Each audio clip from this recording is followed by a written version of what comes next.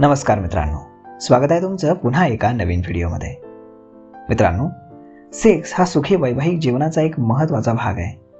सुखी लैंगिक जीवनामुळे वैवाहिक आयुष्य फुलतं, नात्याची वीण घट्ट होते.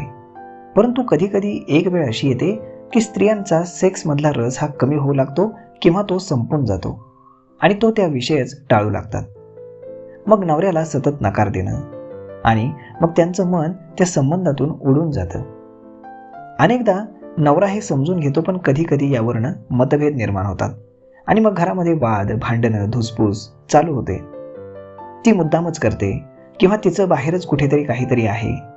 मग असे दोष तिला देण्यापेक्षा नेमकं असं का होत असेल याचा विचार करायला हवा. त्याची कारणं आजवरच्या अनेक शास्त्रीय अभ्यासातून समोर आलेली आहेत. लॉस ऑफ सेक्शुअल डिझायर म्हणजेच हा एक प्रकारचा डिसऑर्डर किंवा आजार आहे. आता काही स्टडीज झालेले आहेत, त्यातनं काही अभ्यास समोर आलेले आहेत. त्यानुसार जी काही धकाधकीची जीवनशैली आहे आणि ताणतणावाची जी जीवनशैली आहे, त्यामुळे लैंगिक जीवनातला रस हा स्त्रियांचा कमी होत असल्याचं फार प्रकर्षानं सगळ्याच तज्ज्ञांचं म्हणणं आहे. लैंगिक जीवनातील रस कमी होण्याची काही महत्त्वाची कारणं आहेत. त्यातलं सगळ्यात पहिलं कारण म्हणजेच नवऱ्याची एखादी सवय ही बायकोला आवडत नाही. दैनंदिन वागण्यातली एखादी गोष्ट जर तिला आवडत नसेल, जोडीदाराचं वागणं, बोलणं जर आवडत नसेल किंवा तंबाखू खाणं आवडत नसेल, दारू पिणं आवडत नसेल, तर यामुळे त्यांच्या नात्यामध्ये कटुता येते आणि म्हणूनच स्त्री संबंधाला नकार देते किंवा ती जवळ यायला तिला नको वाटतं आणि मग तिला सुख वाटत नाही.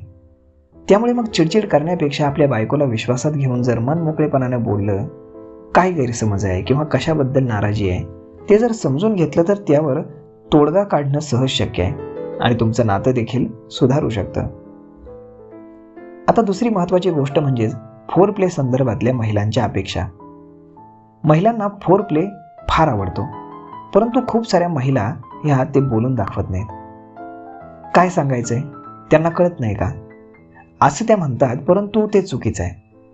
जोडीदाराला किंवा आपल्या नवऱ्याला शृंगाराबाबत अजिबात रस नसतो असं महिलेला वाटतं, परंतु ते चुकीचं आहे. महिलेनं शृंगार करावा, आपल्या नवऱ्यासाठी नक्कीच करावा. त्यातनं नक्कीच तुमचे संबंध सुधारण्यासाठी जास्त फायदा होईल.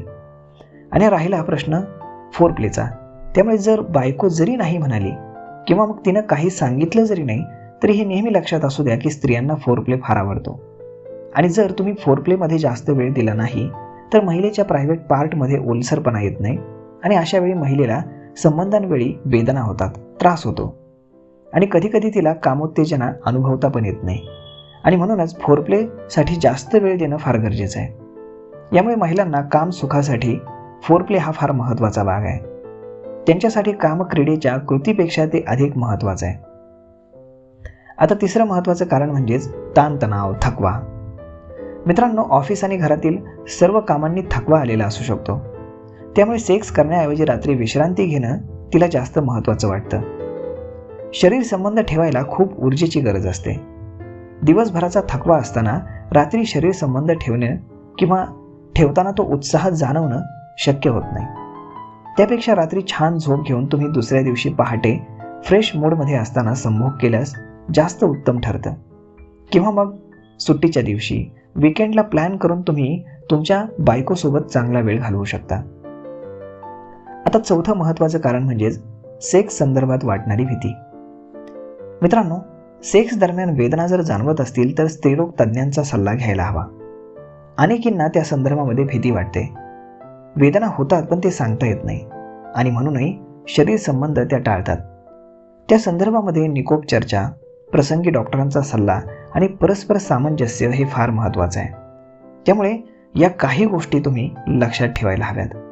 आणि म्हणूनच ही गोष्ट नेहमी लक्षात ठेवा की सेक्सचा विषय काढतात जर बायको चिडचिड करत असेल किंवा मग तिला जर सेक्समध्ये इंटरेस्ट नसेल किंवा ती सेक्समध्ये इंटरेस्ट घेत नसेल, तर तिला आजार असू शकतो, हे लक्षात घ्या.